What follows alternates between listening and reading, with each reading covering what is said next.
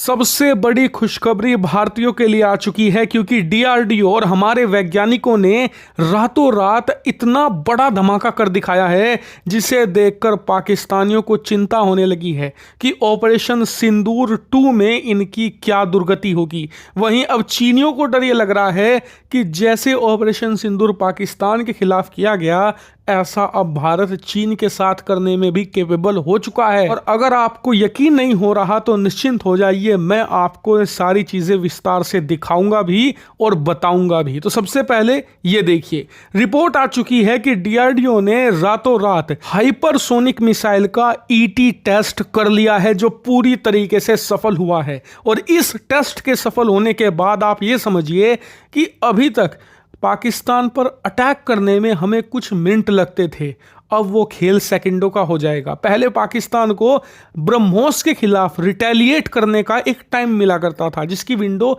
30 second से 1 minute हुआ करती थी, यानी कि उनके एयर डिफेंस सिस्टम के पास टाइम हुआ करता था। हालांकि वो उसमें कुछ कर नहीं पाते थे, लेकिन मान लो कल को पाकिस्तान के पास एक केपेबल एयर डिफेंस सिस्टम आ जाए तो वो उस 30 सेकंड से लेकर 1 मिनट की विंडो में भारत की ब्रह्मोस मिसाइल के खिलाफ कुछ कर पाएगा। और इसीलिए पाकिस्तान के सेना प्रमुख को आपने अमेरिका के चक्कर लगाते देखा होगा। वायुसेना प्रमुख भी इनका अमेरिका के दौरे पर गया था क्योंकि ये चाहते हैं कि अमेरिका इन्हें एक ऐसा रडार, ऐसा एक छोटा मिसाइल डिफेंस सिस्टम दे दे जिससे कि ये ब्रह्मोस को रोक सके। वहीं ये लोग इटली और स्वीडन के भी संपर्क में हैं, उनके पास कुछ छोटे एयर डिफेंस मैकेनिज्म हैं। इन्हें लगता है कि 30 सेकंड की विंडो काफी है।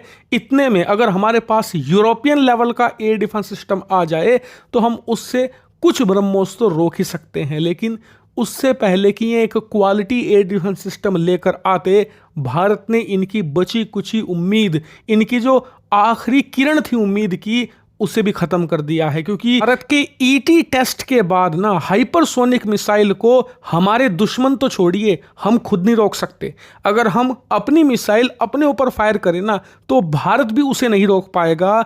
दुनिया की तो बात छोड़ दीजिए, क्योंकि भारत छोड़िए, दुनिया में किसी भी देश के पास, चाहे वो अमेरिका हो, रूस हो, चीन हो, भारत हो, किसी के पास ऐसा कोई डिफेंस सिस्टम नहीं है जो एक हाइपरसोनिक मिसाइल को रोक सके। इससे आप अंदाजा लगा सकते हैं कि ईटी टेस्ट का सफल होना कितनी ज्यादा ह्यूमंगस खुशखबरी है भारतीयों के लिए। लेकिन ये टेस्ट है क्या, कैसे काम करता है और कैसे पाकिस्तान के खिलाफ प्रैक्टिकली वर्क करेगा, चलिए मैं आपको विस्तार से बताता हूं आसान भाषा में। तो देखिए, इस पूरा टेस्ट का नाम है ETLDHCM।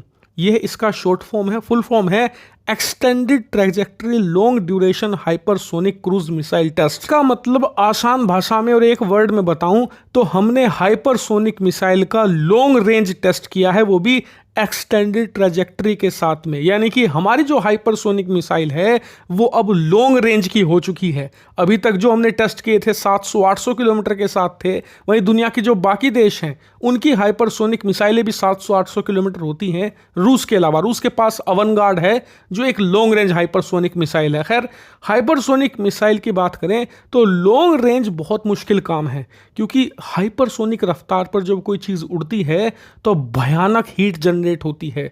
वो इतनी भयानक होती है कि पत्थर को भी पिघला दे। इसलिए आपको स्पेशल मटेरियल चाहिए होता है, और वो स्पेशल मटेरियल भी कुछ सेकंडों तक ही टिक पाता है। और उस सेकंडों में ही हाइपरसोनिक मिसाइल 500-600 किलोमीटर का डिस्टेंस कवर करती हैं। इसीलिए लॉन्ग रेंज बनाना लगभग बहुत मुश्किल काम है। लेकिन भारत को सफलता मिल चुकी है क्योंकि एक्सटेंडेड ट्रैजेक्टरी और लॉन्ग ड्यूरेशन हाइपरसोनिक टेस्ट में हमारे पास वो कैपेबिलिटी आ चुकी है कि हमारी हाइपरसोनिक मिसाइल कम से कम 1500 किलोमीटर दूर जाकर दुश्मन को ध्वस्त कर सके।